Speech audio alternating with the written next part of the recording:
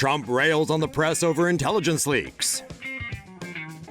Donald Trump held a press conference on Thursday in which he claimed his administration is running like a fine-tuned machine, and then spent the rest of his time denouncing the press. Trump was supposed to announce his new selection for the Department of Labor. Instead, he used the news conference to rail against intelligence leaks, explain why Mike Flynn resigned as national security advisor, and defend his immigration ban.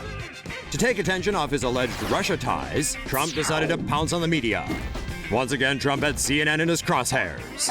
BBC was lucky enough to get some love from the president, too. Trump especially took issue with media outlets turning intelligence leaks into stories, citing pieces from the New York Times and the Wall Street Journal. Trump said, "The leaks are real, but the news is fake." Trump was referring to the information given to reporters that connected former National Security Advisor General Michael Flynn with phone calls to the Russian ambassador before Trump took office. Other reporters tried to ask Trump about the contacts his aides reportedly had with Russian intelligence officials. Naturally, he dismissed the stories as fake news. Say no to safe spaces on YouTube. Support TomoNews at patreon.com/TomoNews. Want more fake news? Here you go. Trump doubles down on the South China Sea. It appears as if the waters in the South China Sea could be getting a bit rougher now with Trump in the White House.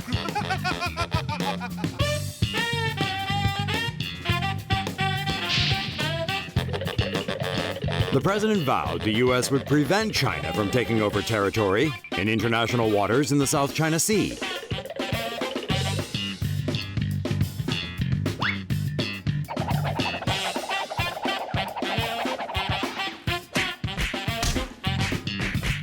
After years of overly cautious handling of China's ridiculous territorial claims in Asia by the Obama administration, Trump quickly signaled a sharp departure through White House spokesman Sean Spicer during Monday's press briefing.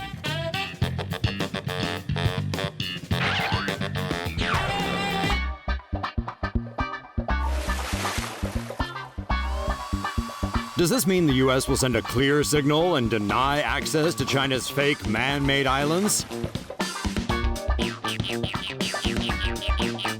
As Secretary of State Tillerson suggested, Tillerson's remarks ruffled Chinese feathers enough for them to say America would need to wage war to stop China.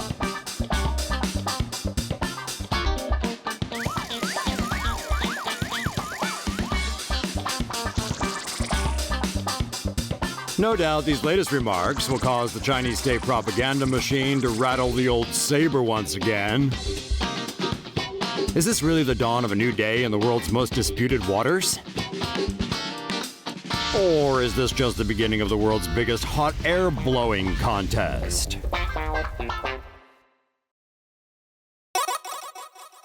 Trump doubles down on China.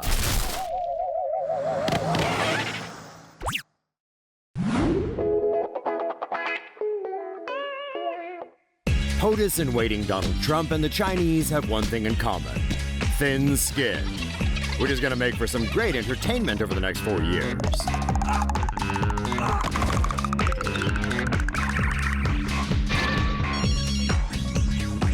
When Trump accepted a call from Taiwan President Tsai Ing-wen last week, the U.S. media lost it.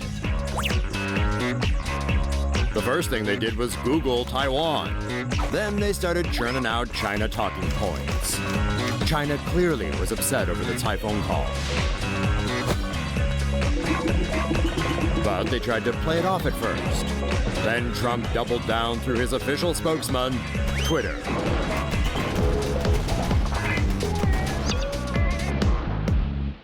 Trump called out China for manipulating its currency and heavily taxing U.S. imports. He also criticized their military presence in the South China Sea with their ridiculous little man-made bases.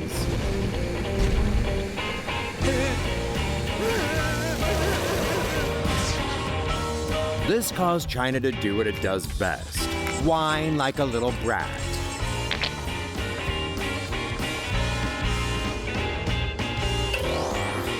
China issued a warning in a front-page editorial on the overseas edition of the People's Daily, telling the U.S., was creating trouble for itself. Too bad nobody reads that garbage.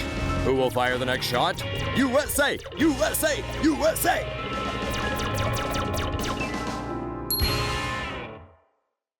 Say no to safe spaces on YouTube. Support TomoNews at patreon.com/TomoNews. Donald Trump talks with Taiwan's Tsai Ing-wen, infuriates all of China. Donald Trump spoke with Taiwanese President Tsai Ing-wen over the phone on Friday, in a move that's sure to collectively hurt the feelings and infuriate the whiny Chinese. The historic call was a major departure from decades of U.S. policy in Asia. Trump tweeted, "The president of Taiwan called me today to wish me congratulations on winning the presidency. Thank you." He then tweeted, "Interesting how the U.S. sells Taiwan billions of dollars of military equipment, but I should not accept a congratulatory call."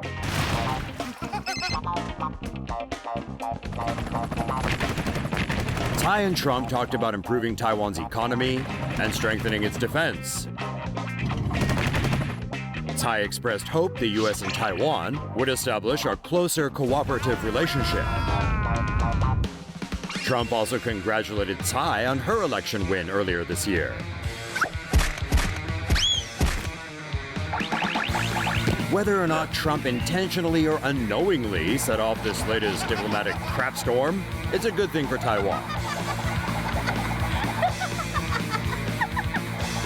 As for how China's going to react and what they're going to say, who cares? Taiwan #1.